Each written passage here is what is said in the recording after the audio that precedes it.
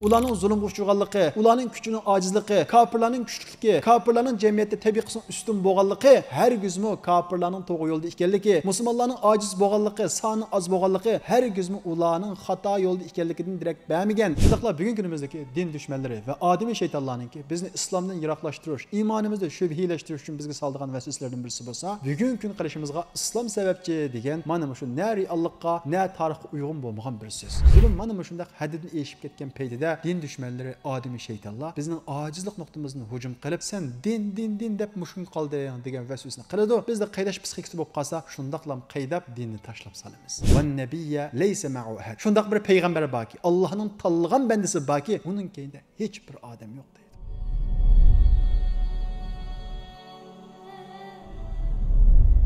Bilginimizdek Allah Teala İslam dinini, hidayet yolunu Adem aleyhisselamdan tatip başlagan. Allah Teala Adem aleyhisselamdan keyin Nuh aleyhisselamni avatgan. Yani insanların içinden Nuh aleyhisselamni peygamber qilib tanlab, şu devrdeki kişilerge nimeni qiladi, nimeni qilmaydi ügütüş için yolbaşçı, peygamber süptide avatgan. Lekin şu devrdeki kişiler Nuh aleyhisselamni mav Allah'ın peygamberi ekan deb qizg'in qarşılaganmi? Beşi qilib kütürganmi?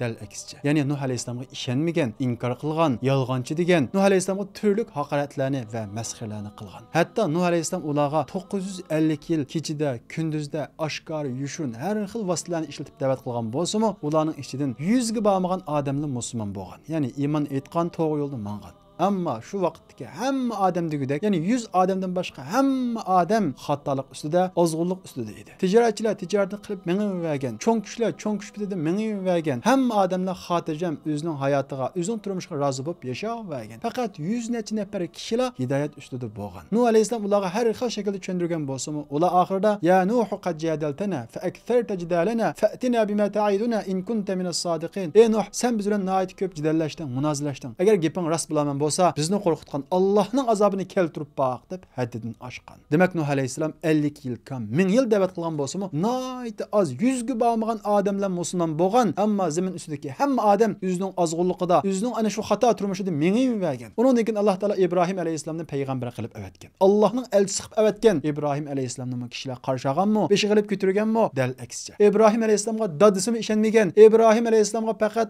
ayoli va jiyan inisi Lut alayhisalomni ishongan. Ya'ni u davrda şu jamiyatda Allohga ishongan, to'g'ri yo'l ustida bo'lgan faqat 3 nafarlam kishi bo'lgan. İbrahim alayhisalom, ayoli va Lut alayhisalom. Undan boshqa hamma odam o'zining turmushi bilan, tijorat bilan, ozg'unligida davom qilavergan. Undan keyin Alloh taolo Lut alayhisalomni payg'ambar qilib avatgan. Lut alayhisalom payg'ambar bo'lgan vaqtida Lut alayhisalomga faqat bir oila iymon etgan. O'ylab baqaylik. Buni biz tarixdan o'qiblam o'tib ketsak bo'lmaydi. Bir jamiyat, bir hayot, bir dunyoda faqat bir oila musulmon bo'lgan. Qolgan butun insonlar ozg'unlik, xatolik ustida edi. U ozg'unlik ichida kishilar ichida boy kishilar bor edi, jamiyatdagi kuchli kishilar bor edi, jamiyatdagi eng yuqori tabaqadagi kishilar bor edi. Ammo faqat va faqat bir oila haqiqat va hidoyat ustida edi. Undan keyin Alloh taolo Zakariya alayhisalomni payg'ambar qilib avatgan. Bu Allohning payg'ambari bo'lgan Zakariya alayhisalommi ilgirki payg'ambarlarga o'xshash har xil suiqasdlarga, har xil ziyonkashliklarga uchragan. Eng oxirida har deb o'ldirib etilgan. Allah'ın peygamberi bir cemiyete çetkik qilib her deb o'ltirib etilgan. Undan keyin avatilgan Yahya alayhissalommi qallisi ilinib o'ltirilgan. Undan keyin avatilgan Musa alayhissalomning hayotga qarab qadagan bo'lsakmi, Musa alayhissalom men Allohning peygamberi deb kelgan vaqtida Fir'avn uni o'ldirmoqchi bo'lgan. Musa alayhissalom o'ziga ishongan kishilarni agashtirib qochib ketgan, ya'ni jamiyatida yashayolmagan, o'zining vatanida yashayolmagan. Undan keyin kelgan Isa alayhissalomga kishilar ishonmagan. Uni o'ldirmoqchi bo'lgan, kreski mixlab o'ldirmoqchi bo'lgan vaqtida Alloh taolo uni o'zining huzuriga elib chiqib ketgan.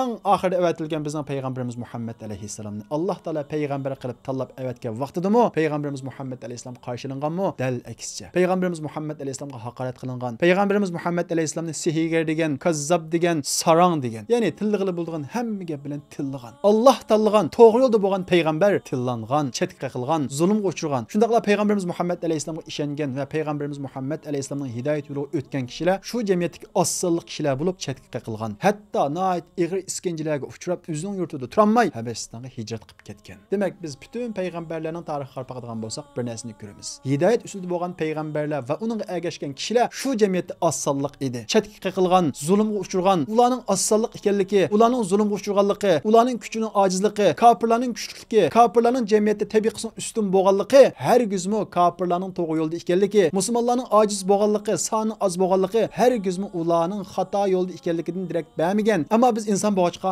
zolimlarning zalimlarning kuchli bo'lib ketishi, zalimlarning boy bo'lib ketishi, zalimlarning sonining ko'p bo'lishi, kofirlarning sonining ko'p bo'lishi, musulmonlar ichidami islomni g'am qilib, Allohning roziligini ko'zlab kishilarning ozligi insonga ta'sir qiladi. Bu insonlardek yashasin bo'ldigan-ku degan vasvasani, shaytonning vasvasini odam keltiradi. Chunki qarab boqadigan bo'lsak, dunyoda ko'p sonli kishilar unda o'zini qiynamaqlik. Islom Allohning roziligi deb o'zini ufratmaqlik, xiyoli yashavergilik. Mana shu vaqt shayton bizga sen shunday yashasang bo'lmamdi. Nima qilish o'zingni qiynab, nima qilish chatqa qilib, nima qilish o'zingni qiynab kishilarning orasida g'arib bo'lib deb mana shunday vasvasalarni qiladi. Mana shu nuqtada Alloh taolo payg'ambarimiz Muhammad alayhisolamga va in tuti' akthara man fil ardi yudilluka an sabilillah. Ey Muhammad, sen zimindagi ko'p sonli kishilarga agassang, ko'p sonli kishilardek beg'am yashasang, ko'p sonli kishilardek ana shunday ozg'unlikqa, kufrlik agishib mansang, yudilluka an sabilillah. Ular seni to'g'ri yo'ldan ozdirib o'tadi deydi. Demak, kishilarning sonining ko'p bo'lganligi, islomni g'am qilmagan kishilarning sonining ko'p bo'lib ketishi hargizmi ularning mang'atgan yo'lining to'g'ri ekanligidan xabar bermaydi. Amaliyotda yuqorqi tarixlar bizga deydi-ki, to'g'ri yo'lda mang'uvchilar, Alloh rozi bo'lgan kishilar, hidoyat yo'lida mangan kishilar ana shu Nuh alayhisolamdan tortib ta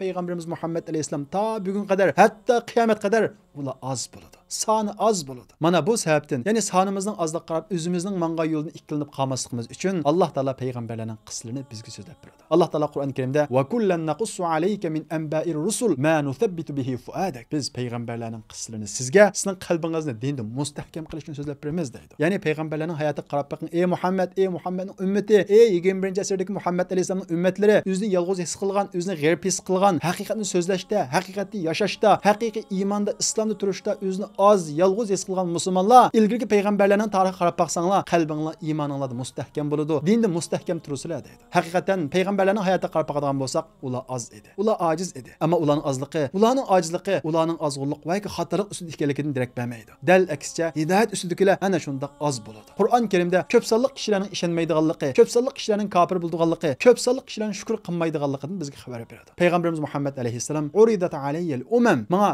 ilgirki ummatlarning hammasi ko'rsatildi. Ra'aytu nabiy va ma'ahu rahid. Shundaq bir payg'ambar ko'rdimki, uning keyinda nayt az bir jamoat bor. Va nabiy ma'ahu rajul va rajulan. Ba'zi payg'ambar borki, uning keyinda bir va ikki odam bor. Va nabiyya laysa ma'ahu ahad. Shundaq bir payg'ambar borki, Allohning tanlagan bandasi borki, uning keyinda hech bir odam yo'q deydi. Keyingi hech bir odam bo'lmasa-mu, yolg'iz bo'lsa-mu, u haqiqat ustida, u hidoyat ustida.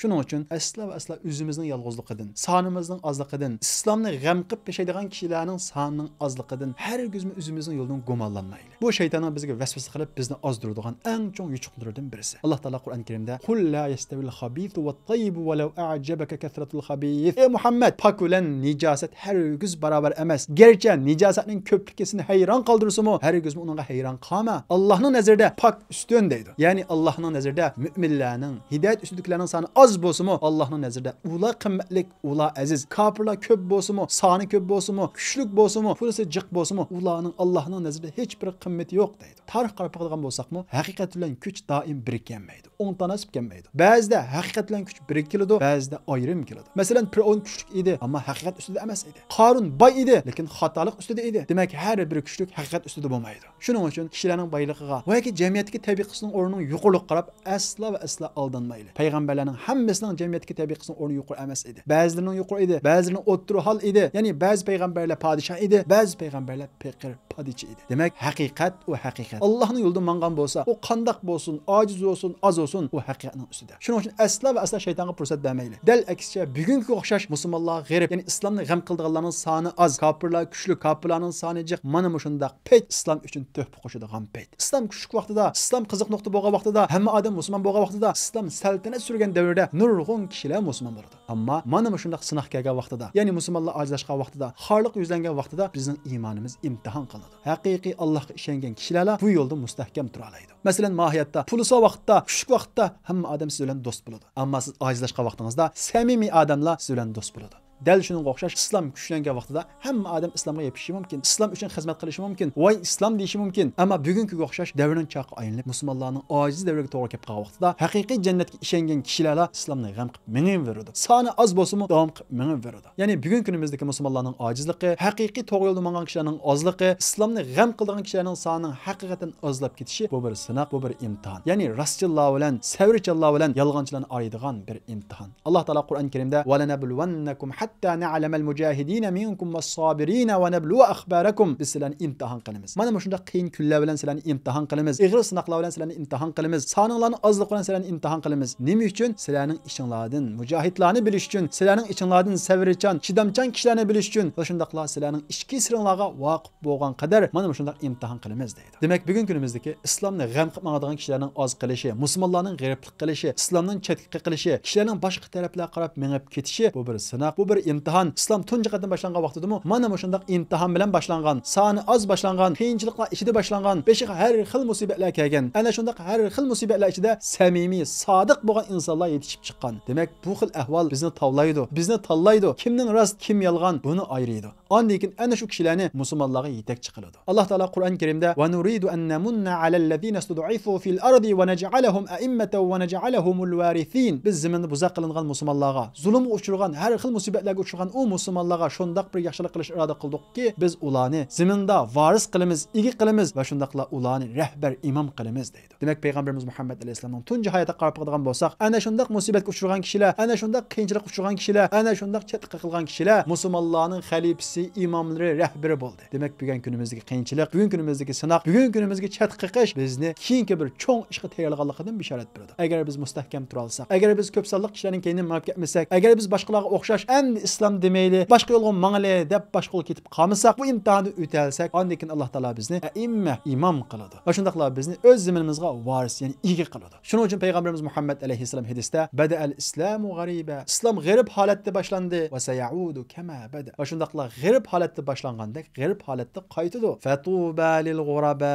G'ariblarga bishorat bo'lsin deydi. Ya'ni shu islomning g'arib dariga duch kelgan bizga o'xshash musulmonlarga bishorat bo'lsin deydi. Nima uchun? Chunki bundaq vaqtda har bir qilgan amalimiz islom gullangan vaqtidagidan farqliq bo'ladi. Savob, ajr farqliq bo'ladi. Payg'ambarimiz Muhammad alayhisalom ana shu kunda, ya'ni musulmonlar g'arib bo'lgan kunda islom uchun xizmat qilgan kishilar, islomni g'am qilgan kishilarga 50 kishining ajri beriladi dedi. Sahabalar ulardan 50 kishining yoki bizning 50 kishining dedi. Payg'ambarimiz Muhammad alayhisalom bal 50 minkum. Sizlardan 50 kishining ajri beriladi dedi. Demak, o'ylab baqing. Mana o'sha g'arib holatda, sonimiz oz holatda islom uchun xizmat qilish, islomni mustahkam turish bizni sahabalardan 50 kishining ajriga erishtiradi. Demak, qimmatini bilalsak, bugun kundagi g'ariblik asli bir fursat. Islomga xizmat qilib olish uchun fursat, islomga o'zimizni ota olish uchun fursat. Shuning uchun bugun kunda islomni mustahkam turganligingiz uchun, haqiqiy musulmon bo'lib yashayman deganligingiz uchun yolg'iz qolgan bo'lsangiz, Lut alayhissalomni aslang, Ibrohim alayhissalomni aslang, islomga amal qilganligingiz uchun, hijob otganligingiz uchun va undan boshqa har qanday bir shaklda islomga amal qilganligingiz uchun masxir qilingan bo'lsangiz, siz Nuh alayhissalomni aslang. Amaliyotda siz masxir qilishga tegishli ish qilmadingiz, dal aksicha nijotlik kiyimingizni yasadingiz. Nuh alayhissalomni kishilar kiyim yasayotgan vaqtida masxir qilgan, ya'ni nijotlik kiyimini yasayotgan vaqtida Nuh alayhissalomni masxir qilgan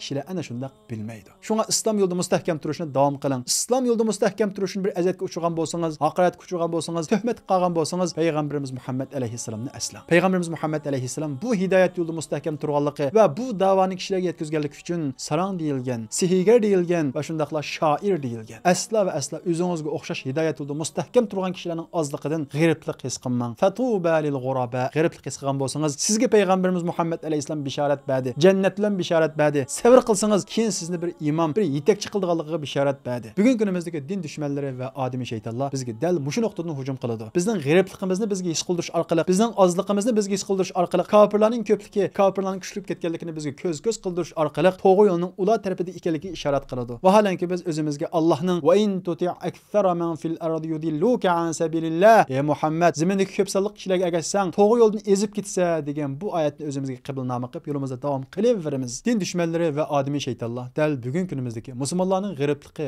ojizligini dastak qilish orqali bizni dinimizni shakllantirmoqchi bo'ladi. Vaholanki biz shuni bilamizki, musulmonlar hidoyat ustukilar ilgirdan tortib dastlabki davrlarda ana shundoq ojiz bo'lgan. Ularning ojiz bo'lishi, sonining oz bo'lishi hargizmi ularning mangan yo'lning xato ekanligini bildirmagandek, bugun kunimizda musulmonlarning buzaq qilinishi, ojiz bo'lib qolishi, islomni g'am qildigan kishilarning sonining ozligi hargizmi islomning xatoligini bildirmaydi. Bu faqat davrning choqining olmishi. Alloh subhanahu va taolo o'zi bildigan nurg'ulg'an hikmatlar bilan mana shundoq sinoqlar orqali bizni tanlaydi, ilg'aydi, bizning iymonimizni imtihon qiladi. Chunki Alloh taolo Qur'on Karimda ahasiban nasu ayyutraku ay yaqulu amanna va hum fahum la yuftanun. Kishilar iymon etdik deblam tashlab qo'yamiz deb o'ylandi. Ular imtihon qilinmasdan, sinab qilinmasdan, mushundaq tashlab qo'yamiz deb o'ylandi. Asla undaq bo'lmaydi. Alloh subhanahu va taolo kim rostchil, kim yolg'onchi, kim jafodan qochadi, kim qiyinchilik kelgan vaqtida bo'lolmaydi, kim saxta buni ayirish uchun turli imtihonlarga duchor qilamiz deydi. Demak, bir zaga oltinni o'tqa tashlash orqali uni kirsidan ayirgandek Alloh subhanahu va taolo mana mushundaq ojizliklar, mana mushundaq qiyinchiliklar orqali haqiqiy musulmon bilan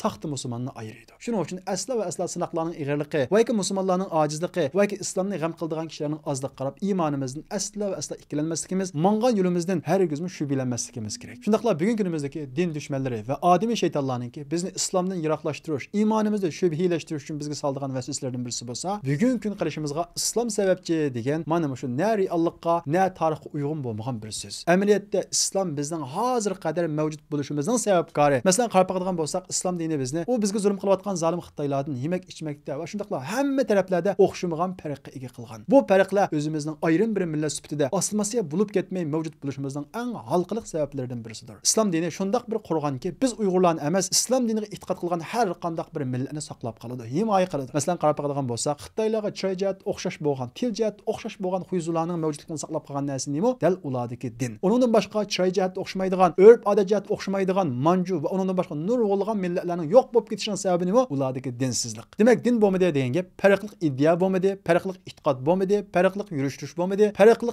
yeb ichish undan boshqa har qanday narsa bo'lmadi degan gap. Demak, din bo'lmagan yerda nurg'un farqlar bo'lmaydi, uni yo'qotish oson bo'ladi. Bu sababdan nurg'ulg'an millatlar yo'qolib ketgan. Bu sababdan Xitoylar bizni yo'qotish uchun eng burun nereden başladı? Bizni dinimizden ayırıştan başladı. Bu sebepten meselerini çekişten başladı. Bu sebepten dini alimlerimizni tuttu, dini kitaplarımızını köydədi. Yani bizni dinden ayırış arkalık bizni yo'qotmoqchi bo'ldi. Çünkü bizni dinden ayırırsa farkımız tugaydi. Şundaqla milli irademiz, milli ruhimiz tugaydi. Çünkü hazır kadar biz Uyg'urlar qo'l keltirgan şan şerefle qurgan devletlerimiz ana şu dini amildan qurulgan. Mesela yakınki devirde qurulgan iki cumhuriyetimiz mi? Dini alimlarning başlamchiligida Allah yo'lidagi cihat nomidagi hareketler bilan qurulgan. Onundan başqa ta bugün kadar zulüm karşı her qandaq bir hareketinin keyinde dini amil yatıdı. Çünkü din itiqadimiz zulüm karşı turuşqa buyuruydu. Bu sebepten Xitoy bizni ana shundaq meselelerimizni çekiş, dini alimlerimizin sulaş arqali dindan ayırmakçı buladı. Bu zalim Xitoylar vatan içinde ana shundaq qattiq vasita bilan bizni dindan ayırmakçı bolsa, vatan sirtida vasitalik yoki vasitasiz holda kallasi yulgan bir turkum kishilar arqali bugungi mushkun qilishimizga islom sababchi degan mana shundaq ta'tir tashviqotni aramizga xijil bo'lmasdan, tap tartmasdan tashlamoqda. Bu xil ta'tir tashviqotni kallasi suzuk va shundaqla tarixdan xabar bor kishilar buning Xitoyning chet eldagi parallel bir xizmati ekanligini tushunalsimi, lekin sodda xalqimiz tushunolmay, his qilinmay aldanib ketmoqda. Va shundaqla biz islomga yepishib olganligimiz uchun Xitoylar bizga zulm qildi, mushkun qoldik deb xijil bo'lmasdan mushu gapni deb yurmoqda. Tibetlar nima uchun mushkun qoldi? Tibetlar nima uchun u zulmga uchurdi? Ularmi musulmon etdi? Eng xatarligi bu tashviqotning keyniga Uyg'ur xalqimizni islomdan yiroqlashtirishdan iborat mushu g'ayz yetishdan boshqa Xitoyni aqbalxon qilish, gunohsiz kurashish yotidir. Ya'ni biz islomga ching eslib olgan bo'lg'achqa mushkun qoldik. Ya'ni Xitoy bizga zulm qildi. Agar biz islomga ching eslamagan bo'lsak, Xitoy zulm qilmaydi. Demak, gunoh Xitoyda emas, bizning e'tiqodimizda deb mana shundaq aql o'yinchi orqali bizni azdirmoqda. Shuning uchun har bir musulmon bundaq odimiy shaytonlardan, din dushmanlaridan, millat dushmanlaridan ogoh bo'lishi, hushyor bo'lishi kerak. Din bizning qo'rg'onimiz. Din bizning yadro kuchimiz. Din bizning milliy irodamiz. Dindan ayrilganmiz bizda zulm qarshi-qarshilik tugab ketadi. Biz dindan ayrilib ketganmiz, mushu dunyoda mavjudligimizni yo'qotamiz, oxiratda bo'lsa, oxirat hayotimizni qo'ldan beramiz. Ya'ni dunyo va oxiratlik baxtsiz insonlardan bo'lib qolamiz. Shuning uchun yaqindan beri xuddi o'zlarini millatning an'analarini, milliy madaniyatlarini qo'daydigandek o'ttirg'i chiqayotgan va mushuni bahona qilib turib dinimizga hujum qilayotgan, mushkun qilishimizga dinimiz sababchi deyotgan bu xil din dushmanlari, millat dushmanlari, odimiy shaytonlardan qattiq ogoh bo'lishimiz kerak. Chunki islomdan yiroqlashish deganlik o'zimizning madaniyatdan yiroqlashish degan gap. Chunki bizning ota-bobolarimiz 1200 yildan beri qurgan davlatlarimiz ana shunday islom ustiga qurilgan Sulton Ustuq Buğraxondan tortib ta hozir qadar biz tariximizda qurgan bütün madaniyatlar islom bilan chambarchas bog'lanib ketgan. Islom bizning ruhimiz bilan, qinimiz bilan yo'g'rilib ketgan. Bizni islomdan ayirmoqchi bo'lganlar, bizni Uyg'ur millatini ruhidan ayirmoqchi bo'lganlar. Bugungi kunda biz faxrlanadigan olimlar kim? Yusuf Qas Hojib, Mahmud Qashqari, Alisher Navoiyga o'xshash islom tarbiyasida yetishib chiqqan olimlar. Shunga Xitoyning maqsadlik holda bozorga solayotgan bu xil tashviqotlarga aldanib, dunyo va oxiratimizni barbod qilishimizdan qattiq saqlanishimiz kerak. Islom dinimizning ma'rifat manbasi ekanligi va shundaqla xalqimizni zulmdan qutuldirishda bo'lmasa bo'lmaydigan, mavjudligimizni saqlashda bo'lmasa bo'lmaydigan, o'zimizning qat'iy aylanmaydigan eng qimmatli narsa ekanligimizni esimizdan chiqarmasligimiz kerak. Undan boshqa bu din dushmanlari va odimiy shaytonlar ba'zi yoshlarni islomdan yiroqlashtirish, iymonni shakllantirish uchun islom dini taraqqiyotga qarshi qarab boqmamsa, islom davlatlari moddiy jihatda keyinib qolgan, g'arb dunyosi va shundaqla kofir davlatlar taraqqiy chiqib ketgan. Islom dini taraqqiyotga qarshi bo'lmasa, nima uchun taraqqiy qilmaydi degan bu shubhani tashlash orqali islomdan yondirishga tirishyapti. Amaliyotda tarix o'qib boqqan odam bu shubhaning naqadar asossiz ekanligini ko'ra oladi. Chunki tariximiz qaraydigan bo'lsak, payg'ambarimiz Muhammad alayhisolamning vafotidan keyin 100 yil o'tmayla islom dunyosi ilm ma'rifat makonining markaziga aylangan. Ya'ni Bag'dod payg'ambarimiz Muhammad alayhisolam vafot etib 100 yildan keyin dunyodagi ilm ma'rifatning markaziga aylanib, bugungi kundagi ilm fanning asosini sog'an. Va shundaqla bugungi kundagi meditsina, algebra, matematika va undan boshqa astronomiya qatorliq butun fanlarning asosini Ibn Sina, Xorazmiy, Kindi, Ibn Firnas va uning boshqa nurg'ulg'an olimlar sog'an. Buni g'arb dunyosi e'tirof qiladi. Ammo davrning chaqi bilginimizdek aylanib turadi. Islom dunyosi ana shunday taraqqiy qilish orqali islomning hargizmi ilm fanga qarshi emas, balki ilm ma'rifatga undaydiganligini real ko'rsatib qo'ygan. Ammo keyingi mustabidlik va islomning ko'rsatmalaridan chiqish, islomning adolatlarini chetlashdan iborat. Mana shunday yo'lsizliklar sababli mana shunday ma'rifatlar qo'limizdan ketgan. Ammo islom dinimiz tunji buyruqini iqro o'qu deb tushirish orqali payg'ambarimiz Muhammad alayhisalom ilm talab qilish har bir musulmon va musulmon ayolga farz deyish orqali islom dinining ma'rifat dini ekanligini bizga tunutgan. Va shundaqla islom dini nurg'ulg'an ilm fanning asosini sog'an olimlarni bizga sunish orqali islom dinining ma'rifat dini ekanligini bizga ko'rsatgan. Shuning uchun din dushmanlari va odimiy shaytonlarning islom dini taraqqiyotga qarshi degan bu gapi na reallikqa, na tarixga zid. Islom dunyosining bugungi kundagi xorliq qilishi va shundaqla moddiy jihatda taraqqiy qilinmasligining sababi nurg'ulg'an o'zimizning kelib qolgan sabablarga yotadi. Biz bu haqda boshqa darslarda tafsiliy to'xtalib bo'ldik. Shuning uchun bu haqda takrorlamaymiz. Ammo shuni yig'inchoqlaymizki, biz islom ta'limotidan yiroqlashib, ya'ni Allohning o'qinglar, tirishinglar, aql ishlatinglar degan bu ta'limotidan yiroqlashgandan keyin, shundaqla boshqalarga havas qilib, boshqalarni qarg'ularcha taqlid qilg'ili boshlagandan keyin o'zimizni yo'qotdik, xorliqqa mubtalo bo'ldik. Biz qachonki Allohning o'qinglar degan buyruqqa qaytib, o'zimizga ishinib, boshqalarga qarg'ularcha havas qilishni, qarg'ularcha taqlid qilishni tashlagan vaqtimizda xuddi tarixdagi o'xshash to'hbalarni yana yarata olamiz. Shuning uchun din dushmanlarining bu xil sapsatisini, ya'ni islom taraqqiyotga qarshi degan bu sapsatisini tarix hammani cho'chib tashlaydi. Undan boshqa din dushmanlari va odimiy shaytonlar kishilarni islomdan suvutish uchun qo'llanadigan yana bir usuli bo'lsa, ma'lum bir ozg'un ulamoning ozg'un fatvosini ko'tarib chiqib, qaranglar islom degan musho deb sazoyi qilish orqali islom haqida tafsiriy tushunchaga ega bo'lmagan kishilarni islomdan suvutish, islomga shak shubha tushirishga tirishadi. Bilganimizdek, islomni hamma odam to'g'rini o'rganib, to'g'rini yetkazish niyatida o'rganmaydi. Din dushmanlari musulmon qiyofatiga kelib, islom o'rganib, olim bo'lib, islomni borumlash, islomni sat ko'rsatish uchun o'rganishi olim bo'lishi mumkin. Tarixda buning misollari nihoyat ko'p. Shuning uchun bir ozg'un olimning fatvosini ko'tarib, uni islom deb ko'rsatgan bu xil kishilarga asla va asla aldanmanglar. Qismanlikni umumlashtirish bu bir insofsizlik, bu bir adolatsizlik. Shaytonmi bir olim. Olim bo'lsa hisob emas. Islomga amal qilsa, bilgini to'g'ri yetkazsa andan keyin hisob. Shuning uchun din dushmanlarininki ba'zi bir ozg'un kishilarninki xato fatvolarini to'rlarga taqtish orqali qaranglar, musulmonlar degan mushundaq narsa deb bu xil shakldagi sat ko'rsishiga, ya'ni maqsadlik sat ko'rsishiga aldanmanglar. Tekshiringlar, andan keyin unga baho beringlar. Boshqalarning qillanlarni yuyishiga asla va asla yo'l qo'ymanglar. Va shundaqla bu din dushmanlari ma'lum bir islom davlatidagi nihoyat qamlashmagan va qaloq bir ishdan birini o'ttirib chiqib tashlash orqali musulmon degan shunday qaloq deb yoshlarning ko'ziga musulmonlarni qaloq ko'rsatish orqali islomdan suvutmoqchi bo'ladi. Masalan, Pokiston deymiz va Afg'oniston deymiz, ya'ni taraqqiy qilmagan ellardagi musulmon yoki emasga aniq bo'lmagan, ammo saqili bo'lganlik uchun ham, yig'liq atqanlik uchun ham satqilik qilgan kishilarning narslarini to'g'ri taqtish orqali qaranglar, musulmon degan mushu, shariat talab qilamiz deganlar mushu deb islomni sat ko'rsatishga tirishadi. Amaliyotda bu xil sat ishlar har bir odam ichida bor. Amerika ko'chalardagi oq tamakaga kunib, tirik zombiga aylanib ketgan kishilarni ular o'tirg'a tashlamaydi. Bir odam ana shunday kishilarni tashlab, Amerikalikning hammasi mushundaq desa, bu insofga yetamdi? Dal insofga yetmaydi. Dal shunga o'xshagan musulmonlar orasidagi ba'zi bir qaloqlikni, axloqsizlikni o'tirg'a tashlab, musulmonlar mushundaq deb yoshlarni islomdan suvutishni maqsad qilgan bu xil kishilarga hargiz aldanmanglar. Bular din dushmanlari bo'lib, maqsadlik holda mana shundaq musulmonlarning sat qilig'ini o'tirg'a tashlash orqali kishilarni islomdan suvutishni maqsad qiladi. Demak, din dushmanlari va odimiy shaytonlar bizni dindan yiroqlashtirish uchun, bizni islomdan ayirish uchun, shayton bilan birga jahannamga kirib ketishimiz uchun, mohiyatda milliy mavjudligimizni yo'qotib qo'yishimiz uchun mana shundaq tirishib, har xil suiqasdlarni, har xil ta'tir tashviqotlarni bizga tangadi va bizga tashlaydi. Shuning uchun bu xil suiqasdlarga sezgu hushyor bo'lishimiz kerak va shundaqla bu xil suiqasdlarga taqobil turishni bilishimiz kerak. Undaqda bu din dushmanlarining odimiy shaytonlarninki bizni islomdan yiroqlashtirish uchun qo'ygan taktikalariga, usullariga qanday taqobil turamiz? Birinchidan biz payg'ambarlarning qissasini o'rganishga ahamiyat berishimiz kerak. Chunki payg'ambarlarning qissasi Qur'oni Karimda Alloh taolo degandek bizning qalbimizni iymonda mustahkam qiladi. Yolg'iz qilishning nahaq ekanligini direkt bilmaydiganligi, chatqa qilishning, zulmga uchrashning, keyingi qilishning hargizmi o'zimizning mangan yo'lning xato yo'lda ekanligini direkt bilmaydiganligini biz payg'ambarlarning qissasidan o'rganamiz. Ikkinchidan dinimizni yaxshi o'rganishimiz kerak, zulmning sabablarini bilishimiz kerak, qaydash psixikasini saqlashimiz kerak. Chunki bugun bugungi kunimizda zulm mana shunday haddidan eshib ketgan paytida din düşmanlari, odamiy shaytonlar bizning ojizlik nuqtamizni hujum qilib, sen din deb mushkun qolding degan vasvasani qiladi. Bizda qaydash psixikasi bo'lib qolsa, shundaqlam qaydab dinni tashlab solamiz. Bu vaqtda dunyoligimiz va oxiratligimizdan mahrum qolamiz. Biz dinimizni o'rgangan vaqtimizda sahobalarning qiyinchilik uchraganligi, sahobalarning ota-onalaridan ayrilganligi, yurtidan ayrilganligi, payg'ambarlarning buningdan ig'ir musibatlarga uchraganligini o'rgangan vaqtimizda, uningdan keyin bu musibatning bir imtihon ekanligi, bizning iymonimizni sinash uchun, shundaqla bizni texmi cho'ng ishga tayyorlash uchun Alloh taolo tarafidan kelgan bir imtihon ekanligini bilimizda, qalbimizda Allohga qarshi isyon bo'lmaydi. Islomdan qaydamaymiz, balki mustahkam turib bu imtihondan o'talaymiz. Uchinchisi, tariximizni yaxshi bilishimiz kerak. Chunki bugungi din dushmanlari va odamiy shaytonlar bizning milliy an'anamiz bilan diniy kimligimizni zidlashtirish orqali bizni dindan yiroqlashtirmoqchi bo'ladi. O'zini Uyg'urlik davosini qiplam islomdan yiroqlashtirmoqchi bo'ladi. Islomda chang turganlikni arablashganlik deb tashviqot qiladi. Amaliyotda biz tariximizni o'rgansak, islomning bizning tariximiz bilan qon-qiniga singib ketganligi, bizni islomdan ayirg'ili bo'lmaydiganligi, ya'ni Uyg'ur millatiningki islom mavjudlik asosiga aylanib ketganligini bilalaymiz-da, islomga qo'l uzatganlarning Uyg'ur millatini yo'qotishga qo'l uzatganligini bilalaymiz. Chunki din dushmanlari bo'lgan zolim Xitoylar vatanda oshkora dinga dushmanlik qilsa, chet elda o'zimizning tildan bo'lgan kishilar orqali islom dinimizni milliy kimligimizga zidlashtirish orqali bizni islomdan ayirmoqchi, islomdan yondirmoqchi bo'ladi. Amaliyotda ko'zimizni shunda eshitlam qaraydigan bo'lsak, bizning dinimizga kim o'chmanlik qilyotidi?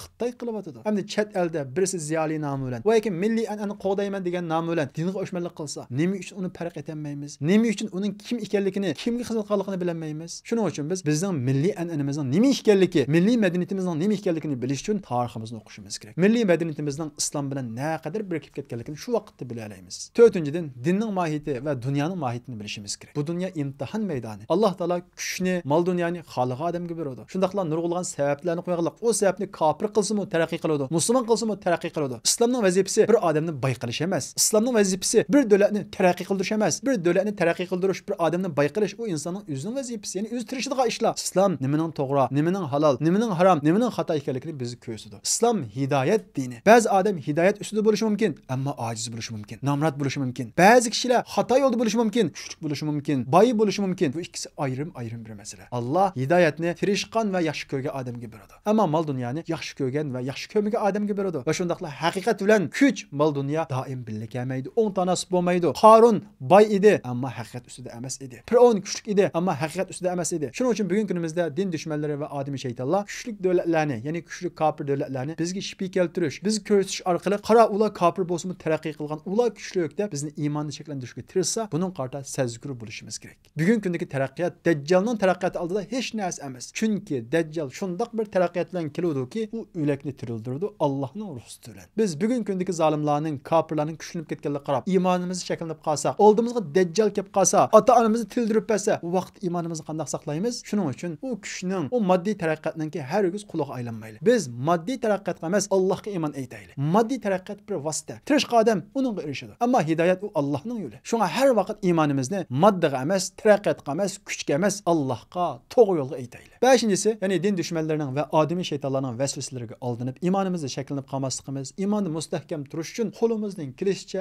Alloh buyurgan ishlarni qilish, anglagan nasihatlarimizga amal qilish, oyat hadislarga kuchimizning yetish amal qilish bu bizni dinda mustahkam turg'izadi. Alloh taolo Qur'on Karimda "Walau annahum fa'alu ma yu'aduna bihi lakana khayran lahum wa ashadda tathbita." Ular qilingan vaz nasihatga amal qilsa edi, ular uchun yaxshi bo'ladi va ularni dinda mustahkam turg'izadi deydi. Shuning uchun kuchimizcha Alloh buyurgan ishlarga amal qilishga tirishaylik. Bu bizni dinda mustahkam qiladi. Oltinchisi, Allohga duo qilaylik, Allohdan tilaylik. Allohdan vahiy tushadigan payg'ambarimiz Muhammad alayhisalom: "Ya muqallibal qulub, sabbit qulubana ala dinik." Ey qalblarni o'rib chirguvchi Alloh, qalbimizni dinda mustahkam qilg'in deb so'raydi. Chunki bugungi kunimizda moddiy taraqqiyot hammaning oldiga chiqib olgan, moddiy hayot har tarafni qoplab ketgan bugungi kunimizda ma'naviyatni ching turish, iymonni ching turish, ruhimizni pok saqlash nihoyat qiyin. Faqat va faqat Allohdan tilash, Allohning yordami bilan biz dinimizni mustahkam tura olamiz. Shuning uchun Allohdan nihoyat ko'p tilaylik. Robbana la tuzigh qulubana ba'da id hadaytana va hab lana min ladunka rahma innaka antal vahhab. Ey Alloh, sen hidoyat qilgandan keyin qalbimizni hidoyatdan taydirib etmagin, hidoyatni mustahkam qilgan degan bu duolarni ko'p o'qiylik. Yettinchisi, aralashgan kishilarimizga nihoyat diqqat qilaylik. Qallasi zaharlangan, shundaqla moddaga chuqundigan, kim kuchli bo'lsa shuning keyindan mangdigan, haqiqat, hidoyat xiyoli yo'q bunday kishilar bilan olishdan, do'stlashdan, bir dasturxon o'ltirishni qattiq saqlanaylik. Ular bilan o'ltirsak, ularni xatolik ogohlantirish beraylik. Agar xatolik ogohlantirish bermasak, ulardan eminsak, ulardan tatınsak, ulardan özümüzni tataylı. Çünkü imanımızga daxil etadi. İmanımız tuğan sır acizlaydı. Ularning gap sözleri bizning fikrimizga ta'sir qiladi.